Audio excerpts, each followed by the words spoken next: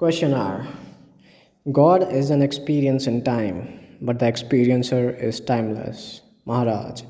Even the experiencer is secondary. Primary is the infinite expanse of consciousness, the eternal possibility, the immeasurable potential of all that was, is, and will be. When you look at anything, it is the ultimate you see. But you imagine that you see a cloud or a tree. Learn to look without imagination, to listen without distortion, that is all. Stop attributing names and shapes to the essentially nameless and formless. Realize that every mode of perception is subjective, that what is seen or heard, touched or smelt, felt or thought, expected or imagined, is in the mind and not in reality. And you will experience peace and freedom from fear. Even the sense of I am is composed of the pure light and the sense of being. The I is there even without the am. So is the pure light there whether you say I or not. Become aware of that pure light and you will never lose it. The beingness in being, the awareness in consciousness. The interest in every experience that is not describable, yet perfectly accessible, for there is nothing else.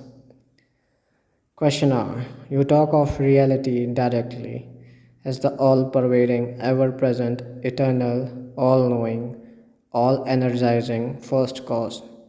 There are other teachers who refuse to discuss reality at all. They say reality is beyond the mind, while all discussions are within the realm of the mind, which is the home of the unreal. Their approach is negative, they pinpoint the unreal and thus go beyond it into the real. Maharaj. The difference lies in the words only. After all, when I talk of the real, I describe it as not unreal, spaceless, timeless, causeless, beginningless, and endless. It comes to the same. As long as it leads to enlightenment, what does the wording matter? Does it matter whether you pull the cart or push it? As long as it is kept rolling, you may feel attracted to reality at one time and repelled from the false at another. These are only moods which alternate. Both are needed for perfect freedom. You may go one way or another, but each time it will be the right way at the moment. Just go wholeheartedly. Don't waste time on doubting or hesitating. Many kinds of food are needed to make the child grow, but the act of eating is the same. Theoretically, all approaches are good. In practice, and at a given moment, you proceed by one road only. Sooner or later, you are bound to discover that if you really want to find, you must dig at one place only, within. Neither your body nor mind can give you what you seek, the being and knowing yourself and the great peace that comes with it. Questioner. Surely there is something valid and valuable in every approach. Maharaj. In each case, the value lies in bringing you to the need of seeking within.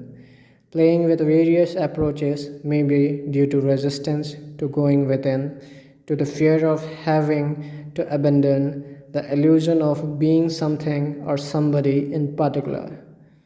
To find water, you do not dig small pits all over the place, but drill deep in one place only. Similarly, to find yourself, you have to explore yourself. When you realize that you are the light of the world, you will also realize that you are the love of it, that to know is to love and to love is to know. Of all the affections, the love of oneself comes first. Your love of the world is the reflection of your love of yourself. For your world is of your own creation. Light and love are impersonal, but they are reflected in your mind as knowing and wishing oneself well. We are always friendly towards ourselves, but not always wise. A yogi is a man whose goodwill is allied to wisdom.